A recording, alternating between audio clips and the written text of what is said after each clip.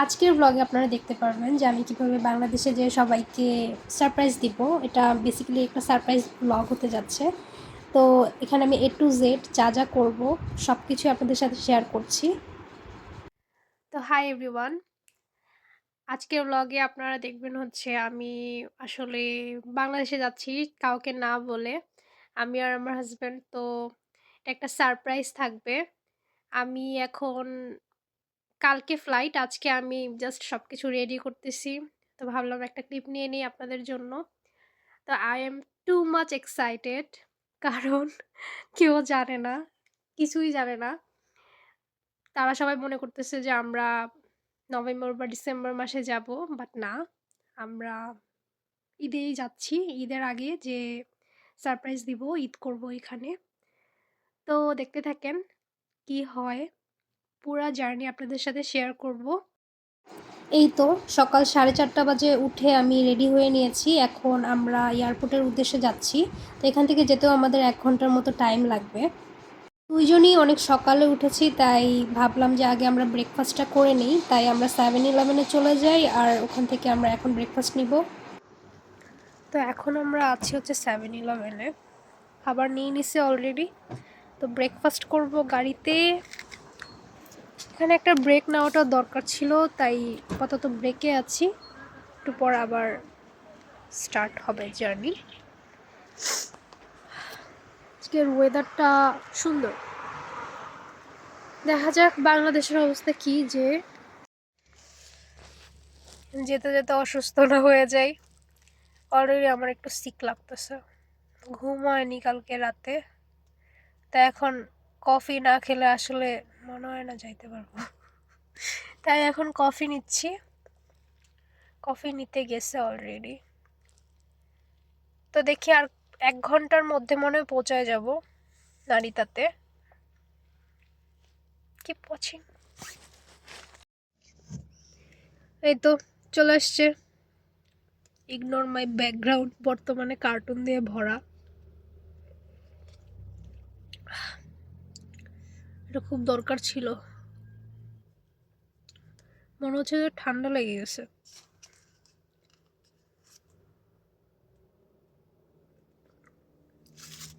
অনেক গরম। নিয়েছি হচ্ছে এই তো একটা এগ আর টোনার মায়োনেজ দিয়ে একটা স্যান্ডউইচ। তারপর নিয়েছি হচ্ছে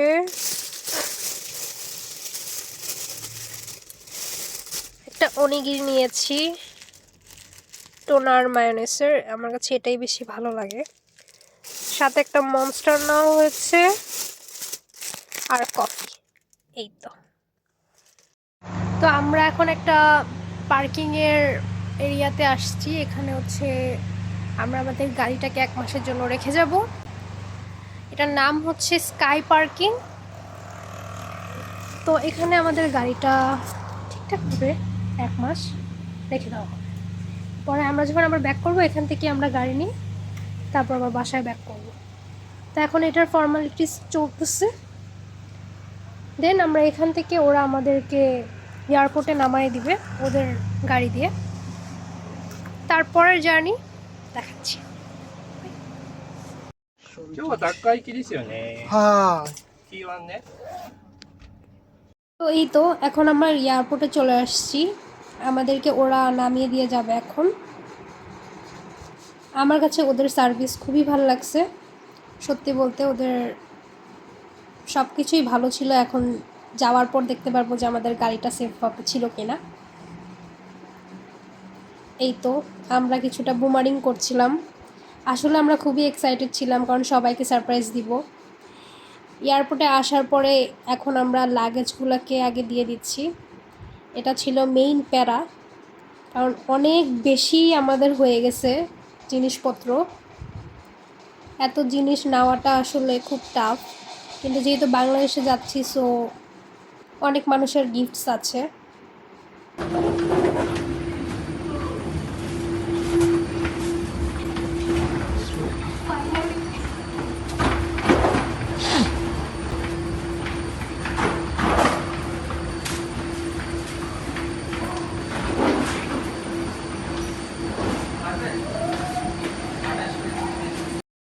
প্লেনে ওঠার পর এখন সিলেক্ট করছিলাম যে কী দেখব, বাট ওঠার পর আসলে দেখতে পারি যে অনেক বেশি ক্রাউড ছিল আজকে আর কি, কোনো সিটই খালি ছিল না, পুরা ফুল প্লেন ভরা ছিল।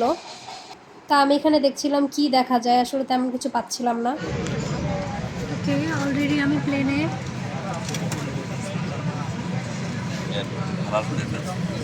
আজকে ফুল প্লেন, কোনো খালি প্লেস নেই, অনেক বড় লাইন ছিল, তাই একদম ছিল প্লেন ডিলে হয়েছে। তো দেখতে পেলাম এখন আমি ভিউ দেখতে দেখতে আসলে যাচ্ছিলাম আর এনজয় করতেছিলাম জার্নিটাকে। আসলে দুজনই খুব এক্সাইটেড ছিলাম, তাই আমাদের জার্নি করতে তেমন একটা কষ্ট হয়নি, আমরা খুব মজায় মজায় চলে গেছি। তো এখন যতটুকু টাইম গেছে আর কি, আমাদের মেইন প্রবলেমটা হয়েছে হচ্ছে আমরা প্লেনে যে ছিলাম, প্লেনের এসি কাজ করতেছিল না, এটা আমাদেরকে খুবই কষ্ট দিছে। পুরা যতগুলো মানুষ ছিল বেশিরভাগই দাঁড়ায় দাঁড়ায় গেছে, কারণ খুবই গরম ছিল। বাংলাদেশ এয়ারলাইন্সের এই প্রবলেমগুলো আসলেই সলভ করা উচিত, এটা খুবই খুবই বাজে লাগছে আমার কাছে যে একটা ইন্টারন্যাশনাল ফ্লাইট, এটার অবস্থা যদি এরকম হয় আসলে কিছু বলার নেই। তো ফার্স্টে ওরা অনেকক্ষণ পরে একটা জুস সার্ভ করে, আমি নিয়েছিলাম অরেঞ্জ জুস, ওরা আরও অপশন দিয়েছিল, অ্যাপেল জুস ছিল, অরেঞ্জ জুস ছিল, ম্যাঙ্গো ছিল, তো আমি অরেঞ্জটাই নিয়েছি।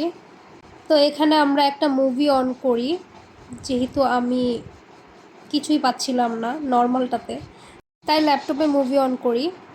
এই তো এখন খাবার দিয়ে যায় আমাদেরকে, এখানে ছিল দুইটা অপশন ছিল, চিকেন বা ফিশের।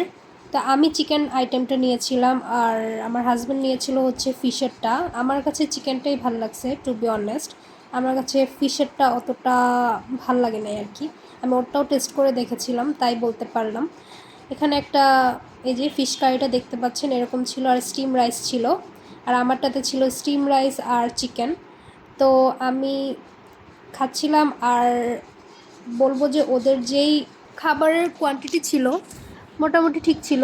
আর এই কেকটার কথা আমি বলবো যে কেকটা খুবই মজা ছিল টু বি অনেস্ট, এটা সত্যিই মজা ছিল, যতগুলো আইটেম দিছে সবগুলোর মধ্যে এই কেকটাই ভালো লাগছে আমার কাছে।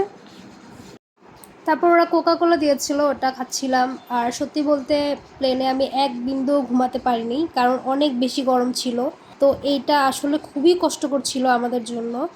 তো একদম লাস্টে আমাদেরকে এই স্ন্যাক্সগুলা দেয়।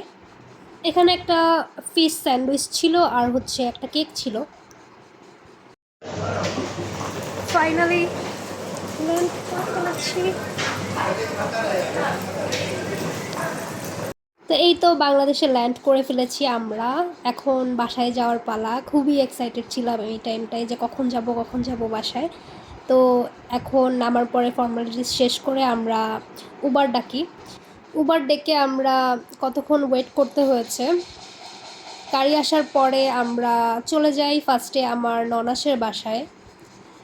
তো এখন যাওয়ার পর আসলে তাদের রিয়াকশানটা কী এটা আপনাদেরকে সবাইকে দেখাবো যে কী হয়।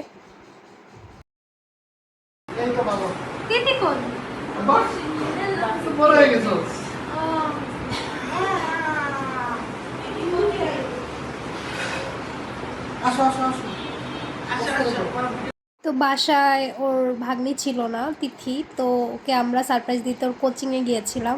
তো এটা ওইখানকার ক্লিপ। তো ওর মামা অলরেডি দৌড়াচ্ছে, আমি ওর পিছনে পিছনে দৌড়াচ্ছিলাম যে কী হবে কী হবে। তো ও ওখানে দেখি ওকে কান্না করে দিবে, কান্না করতেছিল কারণ ও খুবই শখ ছিল। আর ওর বান্ধবীরা বলতেছিল আর কি, ওর বান্ধবীরা মনে করছে না জানি কী হয়ে গেছে। পরবর্তীতে ওকে বলা হলো, ওদেরকে বলছে যে আর কি না আসলে ওর মামা হঠাৎ করে আসছে এই জন্য কান্না করতেছে। তো আর আমি ওকে পচাচ্ছিলাম যে কান্না করো না, সব কিন্তু ব্লগে দিয়ে দিব। তো এরপরে আমি আমার বাসায় যাই সারপ্রাইজ দেওয়ার জন্য, এই জন্য মাস্ক পরে নিয়েছিলাম যে যাতে বুঝতে না পারে। এই তো এখন আমি কলিংয়ে চাপবো আর কি।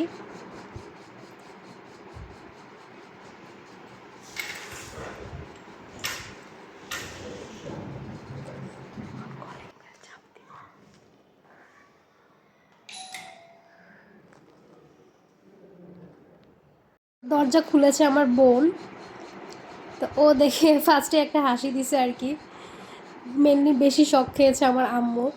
সে বিশ্বাসই করতে পারতেছিল না আমি আসছি। তো আজকের ব্লগটা এই পর্যন্তই ছিল।